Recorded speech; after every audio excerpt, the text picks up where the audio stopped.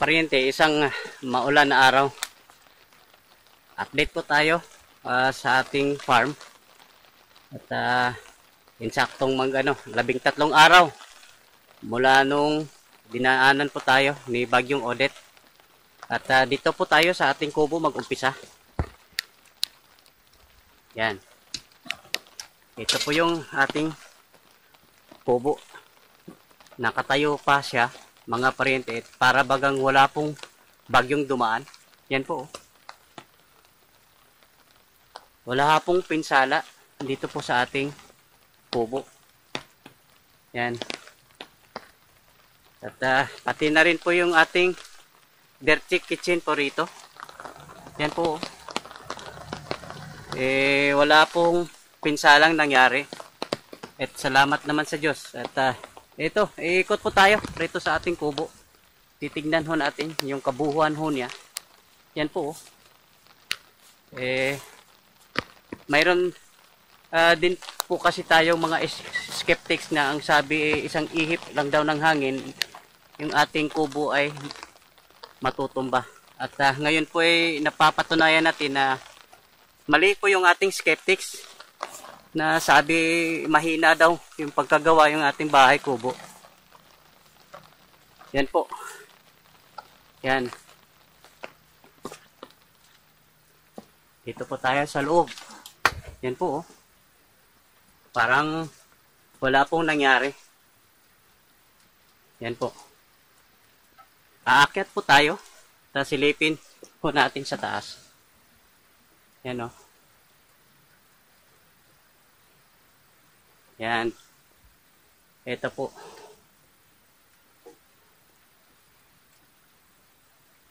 Parang walang nangyari. Parang walang dumaan na bagyo. Po rito. Oh. Iikot po tayo. Yan po. Yan. Wala pong tayong nakikitang bakas po ng bagyo po rito. Pati dito po sa loob, yan po. Oh. Yan.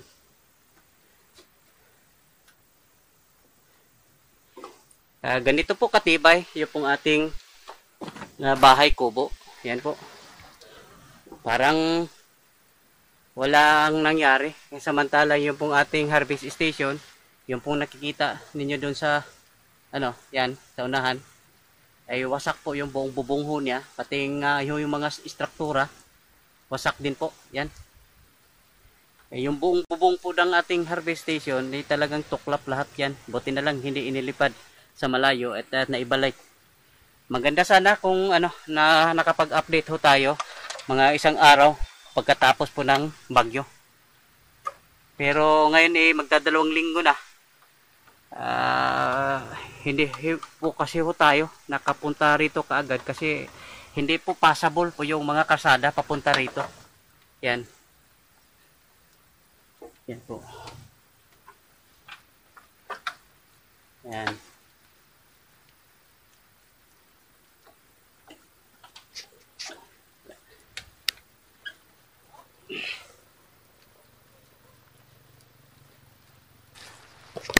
Ito na po yung kalagayan ng ating harvest station ngayon.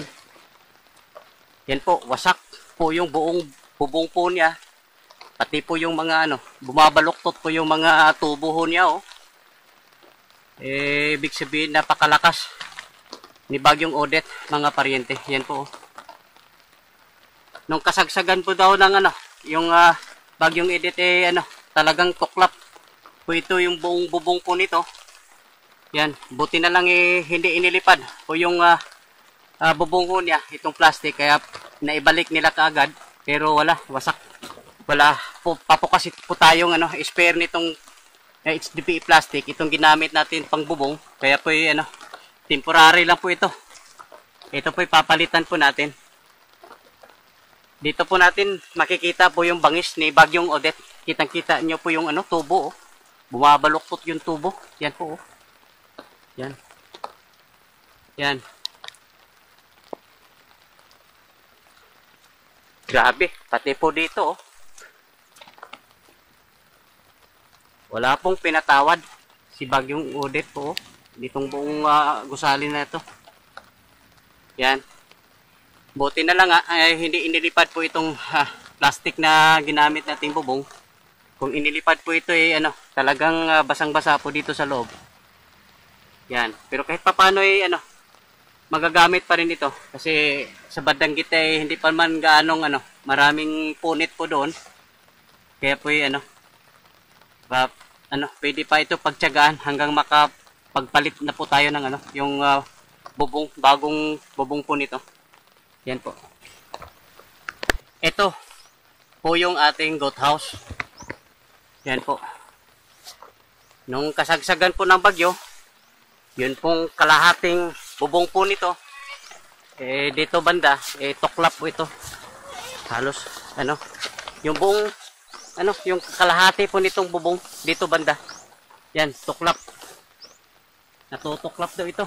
Itong bago lang ito, ilang pinalitan po ng ng plastic. Dito banda, tuklap po daw ito. Yan, yung kalahati. Yung natira lang daw yung kalahati doon sa kabila. Mabuti na lahat yung ating mga alaga kasi ayaw pa naman nila yung pong nauulanan. Yan po. Silip nga tayo saglit dito po sa ating mga alaga. Yan.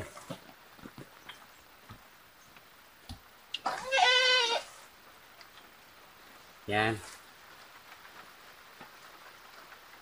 Yan. So, konti na lang po yung ating mga alagang kambing kasi nakailang beses na po tayo nakapag-dispose po nito. Yan. Buti na lahat naibalik ka agad po yung kalahating bubong na inilipad.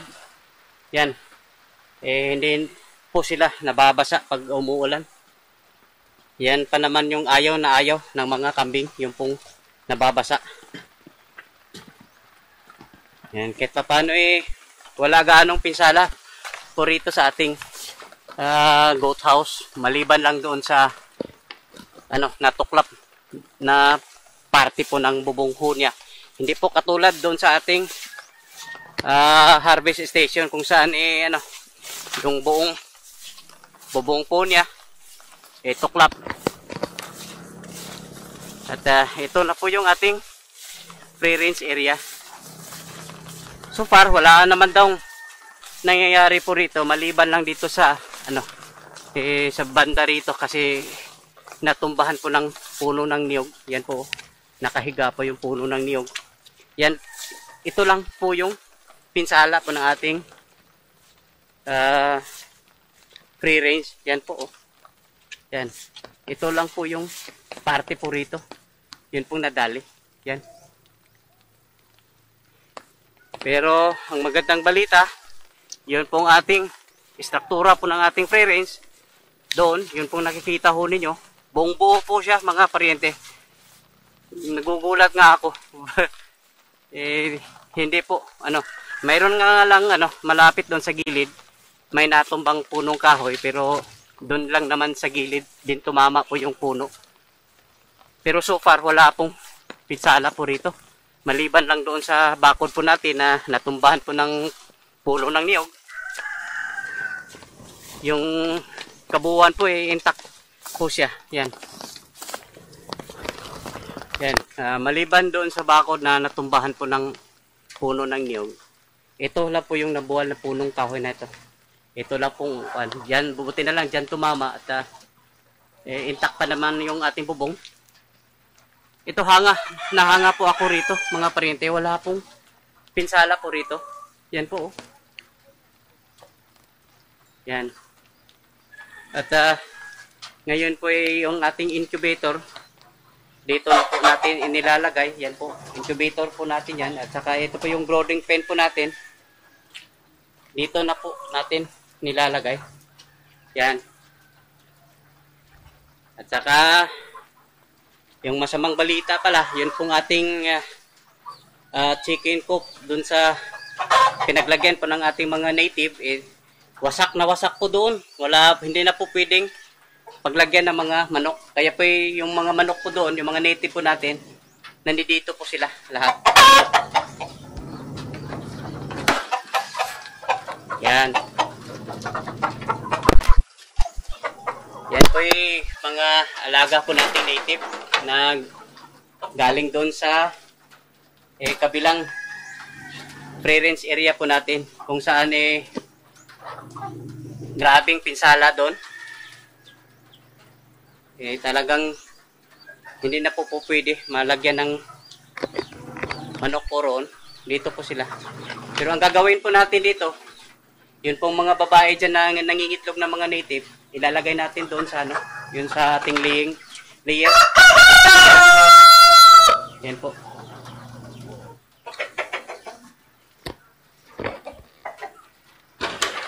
Yan.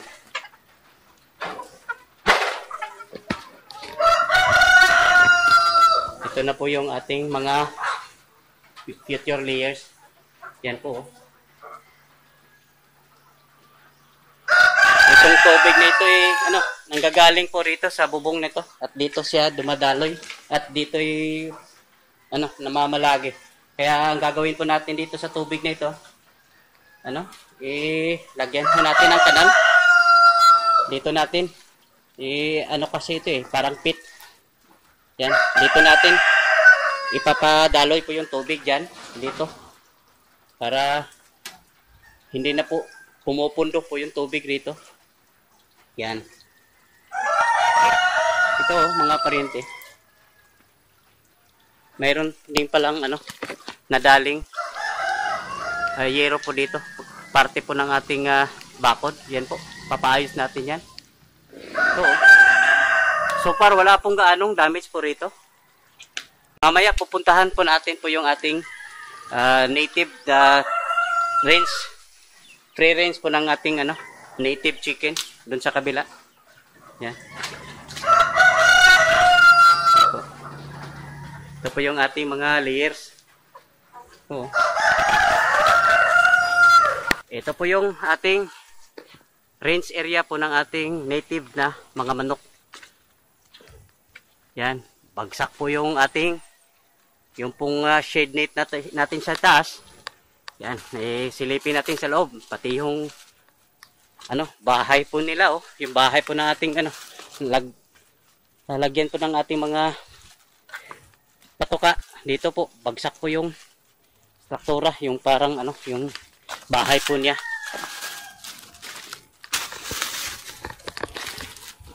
Ito po, papasok po tayo rito sa ating dating free range area ng ating native chicken. Yan po bagsak. Yan. Dapa po yung ating bahay po rito, yung taguan po nila. Talagang bagsak talaga Ito po yung ating azola pan. Yan. Yung pong ating shade net sa taas. Kumbaga ito ho kasing mga native chicken mataas lumipad, kaya po maliban sa naging shade net po ito po harang po natin para hindi po makalabas po yung ating mga native chicken. Pero ito ngayon kaya yung mga manok po rito pinupull out na po natin. Doon po natin nilagay doon sa ating isang free range, doon po sa ating heritage. Pinagsama na rin po natin doon sa ating mga heritage na manok. Ito yung pangalawang compartment po mga paryente. Kitang kita Nakadapa na po yung bahay po rito. Yung pong yung paitlogan po nila, tsaka kainan. At ito na po yung ating azola pan po rito. Ang ganda po ng tubo yung ating azola po rito. Berdeng berde po mga paryente. Yan. Yan po. Pero yung ating bahay po natin dito, yung struktura po niya, yung paitlogan at saka kainan. Yan po bagsak. Nakadapa na. Ito po sa pangalawang compartment at dito po sa ating pangatlong compartment.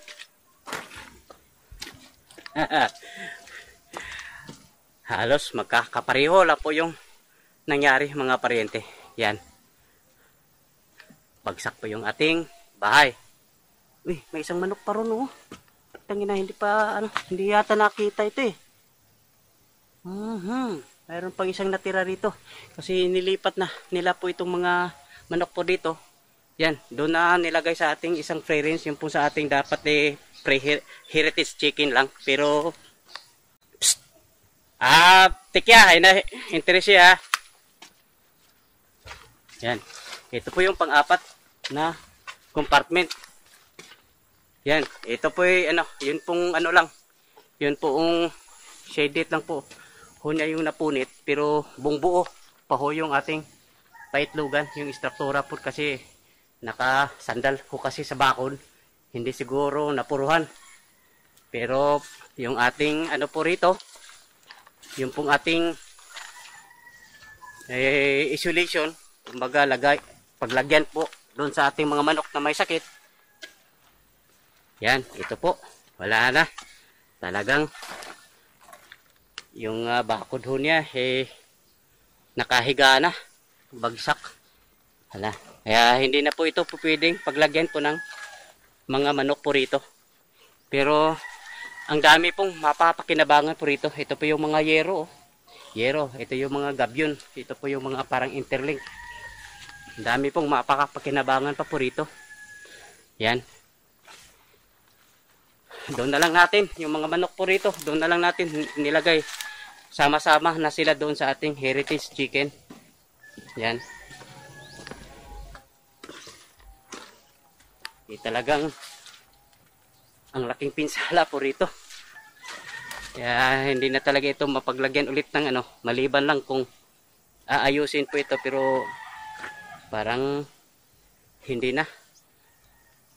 Kukunin na lang itong mga materialis po rito, yung pwedeng mapapakinabangan.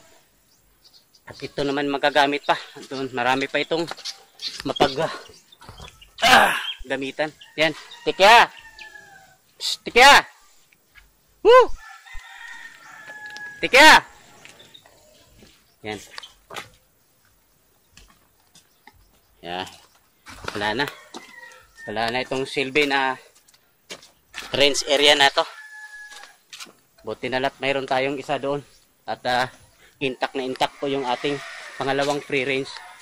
Mayroon po tayong mapaglipatan dito po sa ating mga manok. Yan.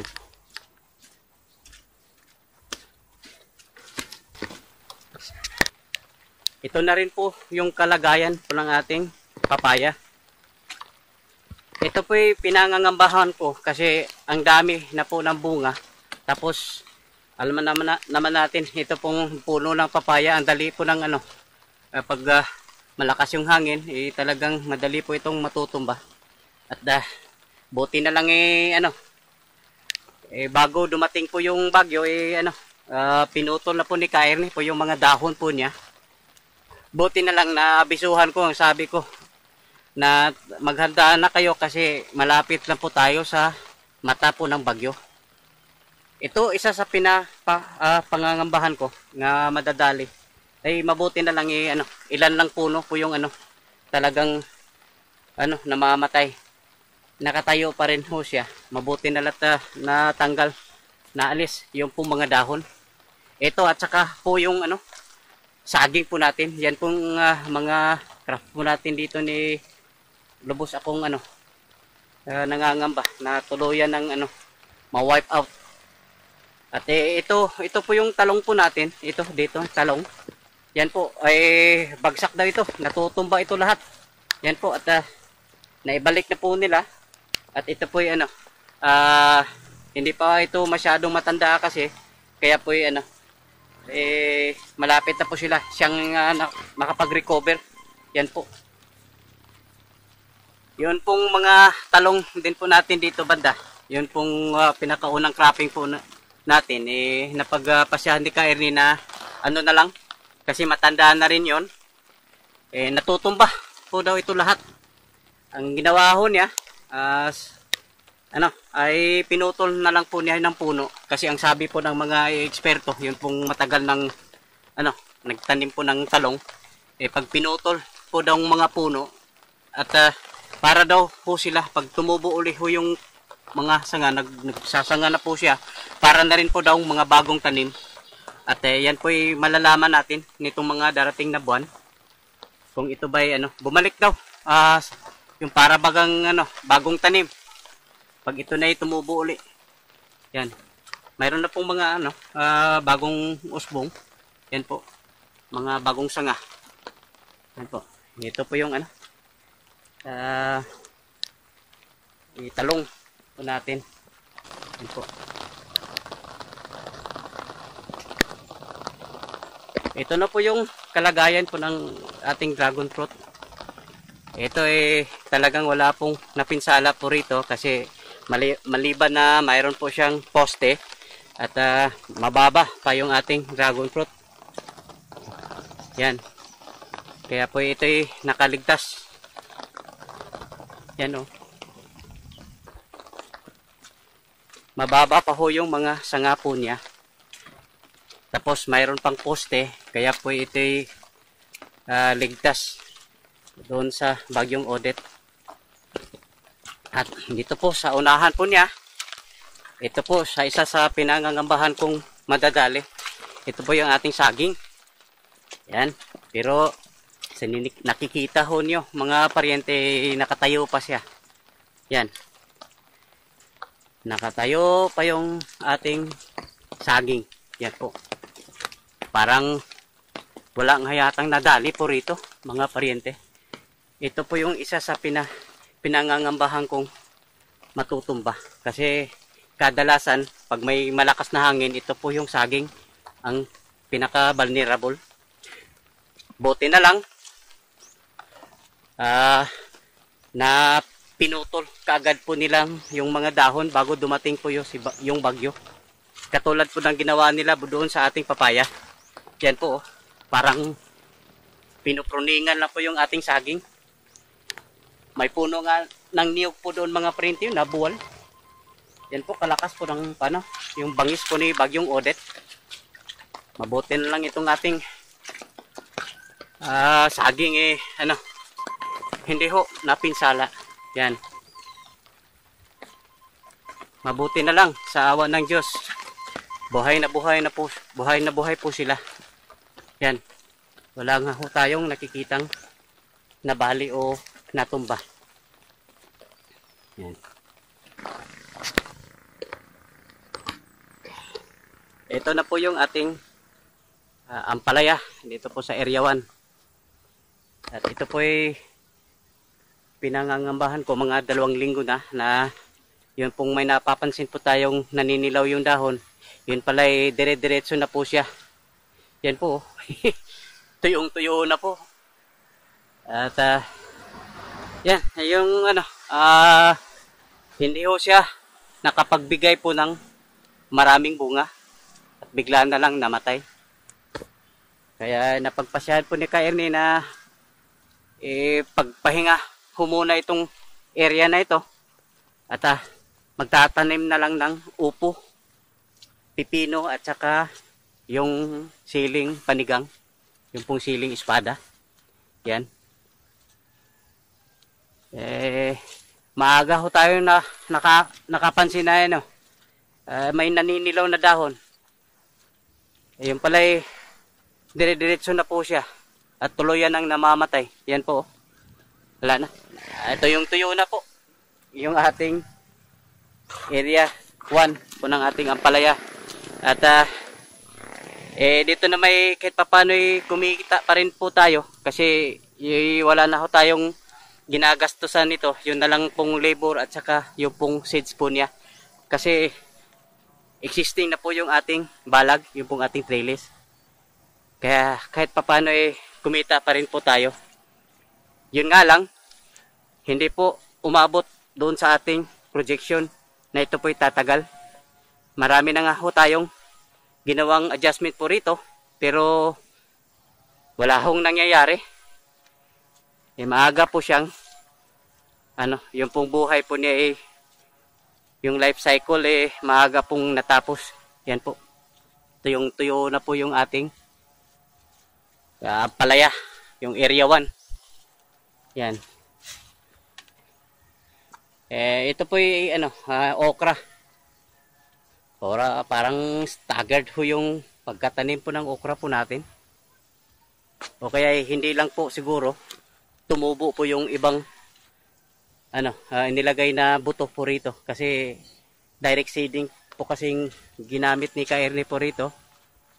Kaya yung direct seeding po kasi hindi po katulad ng itinanim muna doon sa seedling tray, kung saan paglipat po rito sigurado na po siyang tutubo. Kaya mapapansin po natin na may mga patlang po, hindi po lahat may tumubo na okra, pero kahit papano marami pa rin ho yung tumubo. Doon sa bandang unahan, yun pong mga mais po natin. Pag ito'y laging inuulanan, sigurado po madadali po itong ating sweet corn. Kasi hindi po nila gusto po yung palaging nababasa. Lumalambot po yung puno nila at natutumba. Kusa na lang silang Kaya kailangan din itong mga mais mainit na panahon. Yan. Ito, okra pa rin ito, mga paryente. Yan. At ito na may ating yung strawberry natin. Yan, nakaligtas po sa bangis ni Bagyong Odette. Ito po yung ating strawberry. Palibhasa para siya nasa pinaka mababa lang po siya. Hindi ho gaano tinatamaan ng hangin. Kaya po hindi po siya nadali. Pero tuloy-tuloy pa rin po yung paglalago po niya. Yan. Lumalago po siya at yung inasahan po natin, hindi lang siya lumalago, talagang mamumunga po siya. At yung bunga po niya lumalaki. Yan. Anyway, hayaan na po natin itong lumalago at pagmasdan na po natin nitong mga daraang araw o linggo. Yan. Kaya nga pala, kukumustahin po natin ito pong ating stingless bee. Kung pong kalagayan po nila pagkalipas nung dinaanan po tayo ng malakas na bagyo. Yan. Kahit pa paano nandito pa rin sila. Kaso madalang nga lang. Ewan ko kung baka yun, mamamasyal siguro po yung iba, pero mayroon po tayong nakikita po rito. Yung dito po sa pinakabutas po niya. So, kahit pa paano nadidito pa rin sila. Yan.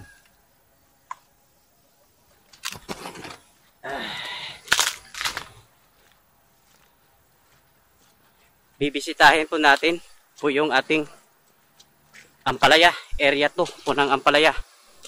Ang ganda pa naman ng bago magbagyo po ito po pinupuri po natin kasi ang ganda po ng tubo. Matataba po siya, malulusog. Pero pagdaan po daw ng yung bagyo, tanggal po yung ibang mga sanga. Pero sa ngayon daw ito na po yung kalagayan po nila. Sa ngayon mayroon naman mga bagong sanga. Yan po Sa tingin ko makaka-recover pa ito. Yan. Kasi yung mga bagong sanga po niya ang ganda. Yan po Pero sa tingin ko makaka-recover pa itong yung ating Ampalaya, itong area 1. Wag lang sanang palaging umuulan. Minsan dapat mainitan din naman paminsan-minsan. Kasi kailangan din po nila ng sinag ng araw. Yan po, ito po yung sinasabi ko dati na malapit na po tayo makapagpitas po rito kasi mayroon na po tayo napapansing bulaklak ng mga nag-update po tayo mga 2 linggo na. At ito na nga po. Sayang yung bunga na to. Pero sa tingin ko makaka-recover pa itong ating Ampalaya kasi yung mga bagong sanga po niya, berding-berde po yung tumubo. Yan, abangan na lang po natin yung dito mga darating araw. Yung pong kahihinatnan po itong ating Ampalaya dito po sa area 2. Pero lakas ng ako po naniniwala na ito po yung makakapag-recover. Yan. Dating diretso po tayo sa likuran kung saan nandoon po yung ating Opo at saka pipino. Ang sabi ni Kair ni hindi daw gaano napinsala po yung ating pipino at saka upo, ay mabuti naman. Yan. Ito po. Nakapagpitas na nga siya sa dito po sa ating pipino. Yan. Yan pong Japanese cucumber po natin. Yan po oh. Yan. Kahit paano yung nandito pa sila. At saka ang daming bulaklak po. Oh. Nakikita po niyo sa bandang unahan. Ang daming bulaklak. Dito. Oh, ang dami pong bulaklak ng ating pipino. Ito po yung Japanese cucumber. Yan. Doon po sa unahan. Yun pong ating opo. Ang magandang balita ito kasi hindi po sila nadali. Yan oh, ating pipikuan, upo. Yan. May bulaklak na nga yun oh. Yan, nagumpisa na siyang mamumulaklak. Ibig sabihin malapit na rin itong mamumunga. Yan. Upo po ito. Kahit paano hindi masyadong napinsala po itong ating upo at saka pipino. Mabuti naman yan.